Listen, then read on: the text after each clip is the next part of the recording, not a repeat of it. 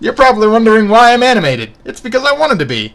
You can credit this to my brother Cole. Hi. Anyway, on to the actual presentation. I will cover Watson first. First, I will cover John B. Watson, an American psychologist who established the psychological school of behaviorism, a theory that human and animal behaviors can be explained in terms of conditioning without the appeal of thoughts or feelings, and that psychological disorders can be treated by altering behavioral patterns. He would receive a PhD from the University of Chicago, later becoming professor of psychology at Johns Hopkins University, where he would immediately establish a laboratory for research of comparative psychology.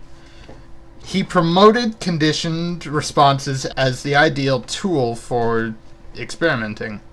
He also scared babies! Fair point.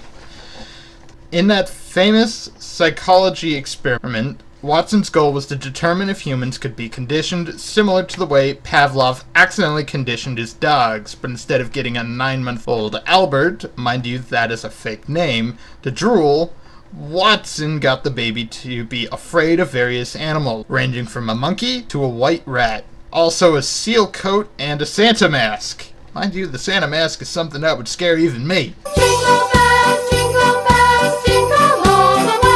Albert, before the experiment, was entirely unafraid of these animals and odd items. Watson would have Albert interact with them and then bash a hammer against a metal plate behind the baby's head, obviously scaring the baby, because loud noises and babies don't mix.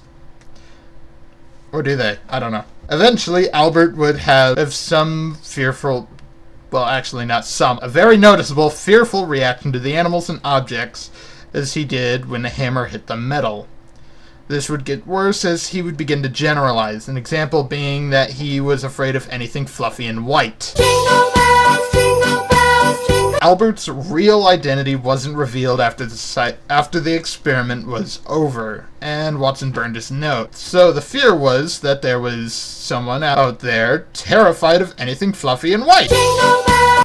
Also Santa. The real name of Albert had died at the age of 6. It's unknown if his fear of fluffy white anything persisted after the experiment was over.